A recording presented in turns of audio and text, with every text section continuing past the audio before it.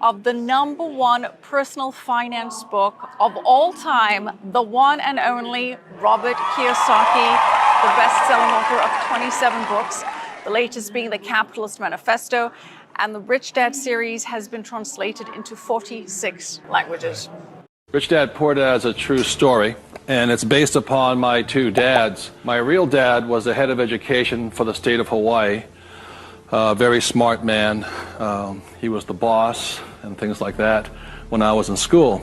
And my rich dad was my best friend's father. And my best friend's father was a man who didn't finish school. He dropped out of school at age 13, but ultimately became one of the richest men in the state of Hawaii. Self-made, did it on his own, and stuff like that. So Rich Dad, Poor Dad is a true story of what two fathers tell their two sons, my best friend and I, about the subject of money. And as the the positioning statement of the book says, what the rich teach their kids about money, that the poor and middle class do not. And as we all know, for the most part, we learn very little to nothing about the subject of money in school. And so what we learn about money oftentimes is handed down from parent to child. And those are the ideas that we have relative to the subject of money. So my rich dad was a man who, he was my best friend's father, like I said, when you look at the white sand beaches of Waikiki and the hula girls and the palm trees, my rich dad was the guy that owned the land underneath the hotels. And my poor dad, I call him my poor dad, although he was a high-paid government official, and I do mean high-paid. He made a lot of money. In fact, he made much more money as far as a salary and paycheck goes than my rich dad. And so the story is really what my rich dad taught me as compared to my poor dad. And so what we're going to be going over today are some additional ideas and thoughts and information that may assist you in getting wealthier, easier, quicker.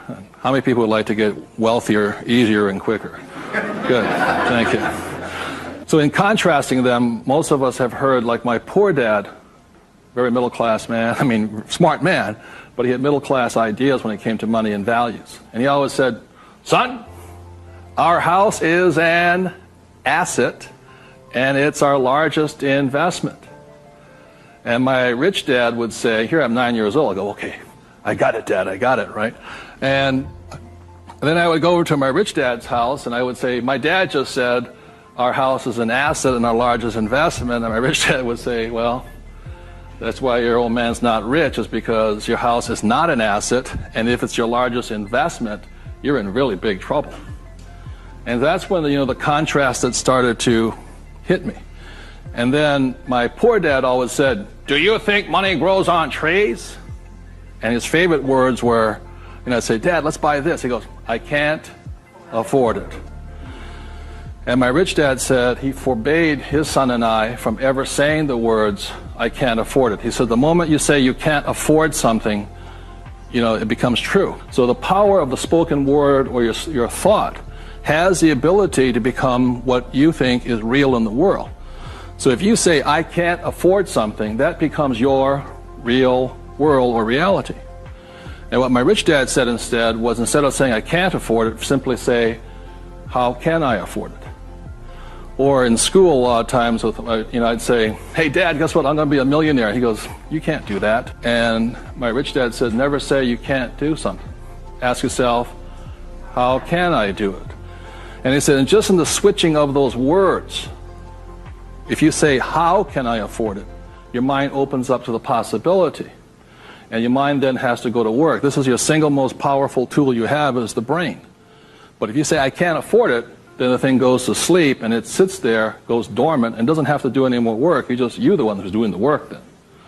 So those are some of the subtle, differences. My poor dad, the school teacher, the head of education, always said to me, he says, son, go to school, get good grades, get a safe, secure job, high-paying job, and work hard.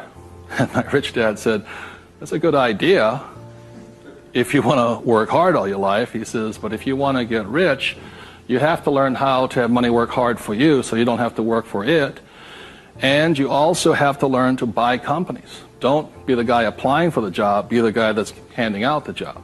But I want to give you something I rarely say to people, is that there was 3 main points that I think made a difference in my life. And point number one is that I realized very early on in life, money is a what? Idea. It's whatever you think it is. Now, when people say, well, how can I get more money? I said, well, just first change the way you think. Change your ideas. That's the good news. That's all you have to do. I realize when I talk to people about money, I'm slamming straight into their ideas. And, a lot of times with money, there's several subjects you don't talk about at the dinner table: sex, religion, politics, and money, and whatever. And the reason for that is it's a very volatile subject. Whereas in my family, my poor dad, the school teacher family, was, I'm not interested in money. Money is not that important to me. I began to realize that was my poor dad's idea, was his attitude. Whereas my rich dad always said to me, money is power. Money gives you power. Respect it. Treat it respectfully. So there's all these different ideas about the subject of money. The thing I hear people say is, I'll never be rich. And that becomes a self-fulfilling prophecy, you see. And that's why money, just as an idea, is so powerful. And when I talk to people, I oftentimes ask them, I said, what did your parents tell you about the subject of money? Because that becomes real. If you were told, go to school and get a job, see, many of us may not be in the same profession, but we're following the same path. And most people did not come from families that were rich. In America, less than 1 out of 100 people at age 65 becomes rich. In the richest country in the world. 1 out of 100. 4 become wealthy. I think 56% are dependent upon the government or a pension to take care of them. And they start going downhill. So what I had to do, what I'm going to be talking to you about, is I had to watch my ideas, I had to watch what I said, and I had to watch who was giving me the ideas. Okay?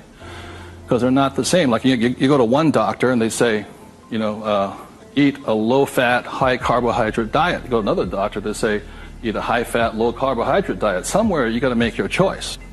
Number two, the thing that I learned by having 2 dads with their contrasting points of view, I realized this really early on.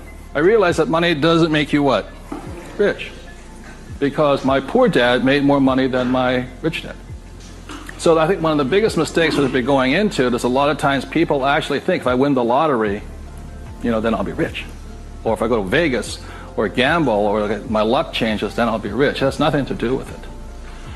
Money is a very powerful tool, as my rich dad used to say. If you use it well, it'll make you richer. If you abuse it, it'll make you poor. So one of the big things that my poor dad made the mistake of saying, he always thought that if he got a pay raise, that would solve his money problems. And the trouble is, every time he got a pay raise, he got bigger problems. So it made him poorer and poorer the more money he made. Does that make sense, you guys? That was a very big problem with him. And then the third thing I realized by having 2 dads and having 2 contrasting points of view was that there's 2 kinds of money problems. One problem is not enough money. The other problem is too much money. And they're both problems. And the thing that I say to people is this, that, I think most people think they're real special. I'm the only one with money problems. Well, the reality is everybody has money problems. Everybody. Every single person. Every company has money problems. Every country has money problems. Every government has money problems. Everybody has a money problem. What makes you rich or poor or middle class is how you challenge or handle the problem. And what most people do, since, so most of us came from families where the problem was too much or too little. And that becomes our idea. We think money is scarce, hard to get, work hard for it. Very popular idiom going around today suggesting that the way you get rich is cut up your credit cards, live below your means. Those are poor people's mentalities.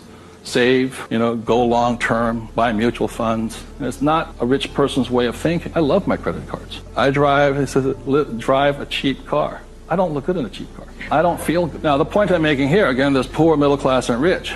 And very early on in my life, I really realized that being poor and struggling did not look good on my face. I did not like it. Somebody says, well, I don't have any money. How do I get some money? I said, start with that, 3 piggy banks. Or how do you find a nothing down deal?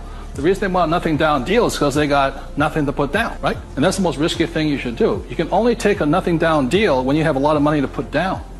This is too risky. I can take a nothing down deal because I got the money to cover it in case it goes bad on me. But the point here is this, how I got my experience, how I can find a deal is this. You can ask my wife this. For every one property I buy, how many properties or businesses or stocks do I analyze? 100. That's the ratio. Before I buy one piece of property, I will analyze a minimum of 100 properties. If I don't buy one property in that 100, I start all over again. It's 100 to 1 is the ratio. That's how I find a deal. Not only that, is when I had no money, what was I doing? Still analyzing a deal. It's 100 to 1 before you can find one deal. When people come, oh, you know, I went with a ride with a realtor and we found one property and we bought it. I said, how many did you look at? Just that one. That's an idiot, not an investor. They have no clue. The way you want to find out the market trends, the ups and downs, the ins and outs, is you got to analyze 100 deals. Out of that 100 deals, you put in offers on 10 because 90 are bad. But in the practice of analyzing the deal, you get smarter. I learn more. I learn something from each deal I look at.